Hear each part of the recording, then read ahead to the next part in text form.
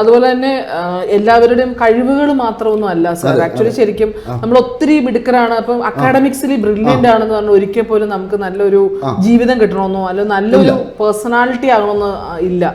Like അത് ശരിക്കും achieve ചെയ്യേണ്ട ഒരു പക്ഷേ ഇവൻ എന്താണ് അതിന്റെ ഒരു ബാക്ക്ഗ്രൗണ്ട് എന്ന് പറഞ്ഞാൽ അറിയില്ല. ശരിക്കും എന്റെ ഒക്കെ ഒരു ഇത്രയും നാളത്തെ ഒരു ബിസിനസ് ലൈഫിൽ അല്ലെങ്കിൽ എന്റെ ഒരു പേഴ്സണൽ എക്സ്പീരിയൻസിൽ ഹാർഡ് വർക്ക് തന്നെയായിരിക്കും പക്ഷേ അല്ലേ?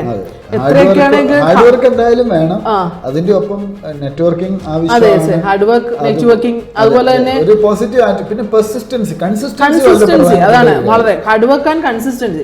ശരി, എന്താ പറയണ്ടേ, ഹാർഡ് വർക്ക് റീപ്ലേസ് ഇപ്പൊ നമ്മൾ നേരത്തെ ലക്ക്, അതിലൊക്കെ എന്താ സാറിന്റെ അഭിപ്രായം? ലക്ക് എന്ന് പറഞ്ഞ ഒരു ഫാക്ടർ ഉണ്ട്. ഒരു പരിധി വരെ അവസരങ്ങൾ കിട്ടുക എന്നുള്ളത് പ്രധാനമാണ്. ഇപ്പൊ ചില ആളുകൾക്ക് കുറച്ച് അവസരമേ കിട്ടത്തുള്ളൂ, ചില ആളുകൾക്ക് കൂടുതൽ അവസരം കിട്ടും. അപ്പൊ അവസരങ്ങൾ കിട്ടുക എന്നുള്ളത് ഒരു പരിധി വരെ ലക്കിനെയും കൂടെ നല്ല ആൾക്കാരുമായിട്ട് ജോയിൻ ചെയ്യാനുള്ള ഒരു അവസരങ്ങൾ, അത് പക്ഷെ അതേസമയം അവസരങ്ങൾ ഉണ്ടെങ്കിലും കഴിവില്ലേ കാര്യമില്ല. അപ്പൊ കഴിവുണ്ടാകണേ ഹാർഡ് വർക്ക് ചെയ്യണം, ആ ഫീൽഡിൽ കോൺസെൻട്രേറ്റ് ചെയ്യണം. അപ്പൊ ഇതെല്ലാം കൂടെ ക്ലബ് ചെയ്യുമ്പോൾ ഓട്ടോമാറ്റിക്കലി ഒരു പോസിറ്റീവ് റിസൾട്ടിലേക്ക് തീർച്ചയായിട്ടും എത്താൻ സാധിക്കും.